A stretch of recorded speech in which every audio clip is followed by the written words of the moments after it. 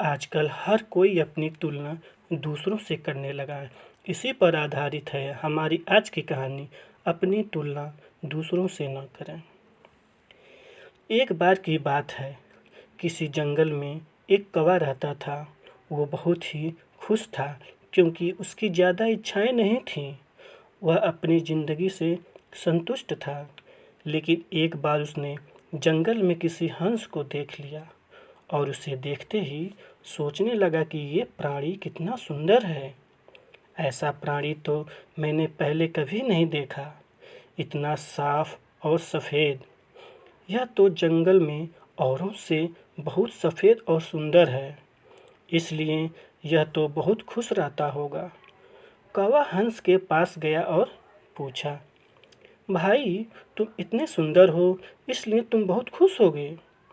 इस पर हंस ने जवाब दिया, हाँ, मैं पहले बहुत खुश रहता था जब तक मैंने तोते को नहीं देखा था।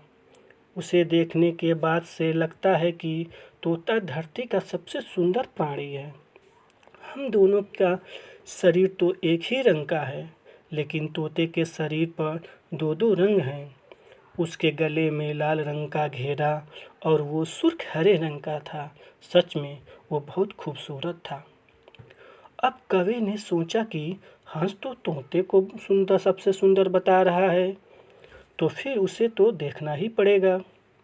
कौवा तोते के पास गया और पूछा, भाई तुम दो दो रंग पाकर बड़े खुश हो गए। इस पर तोते ने कहा, हाँ, मैं तब तक बहुत खुश था जब तक मैंने मोर को नहीं देखा था। मेरे पास तो दो ही रंग हैं, लेकिन मोर के शरीर पर तो कई तरह के रंग हैं। अब कवि ने सोचा, सबसे ज़्यादा सुंदर कौन है, यह तो मैं पता करके ही रहूँगा। इसलिए अब मोर से मिलना ही पड़ेगा। कवि ने मोर को जंगल में ढूंढा, लेकिन उसे पूरे जंगल में एक भी मोर नहीं मिला और मोर को ढूंढते ढूंढते वह चिड़ियाघर में पहुंच गया। तो देखा, मोर को देखने बहुत से लोग आए हुए हैं और उसके पास आसपास अच्छी खासी भीड़ है।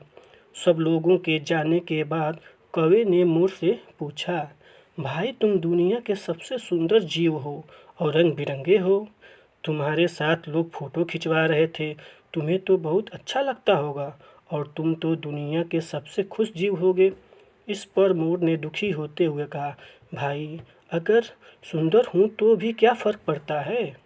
मुझे लोग इस चिड़ियाघर में कैद करके रखते हैं, लेकिन तुम्हें तो कोई चिड़ियाघर में कैद करके नहीं रखता और तुम जहाँ चाहो अपनी मर्जी से घूम फिर सकते हो।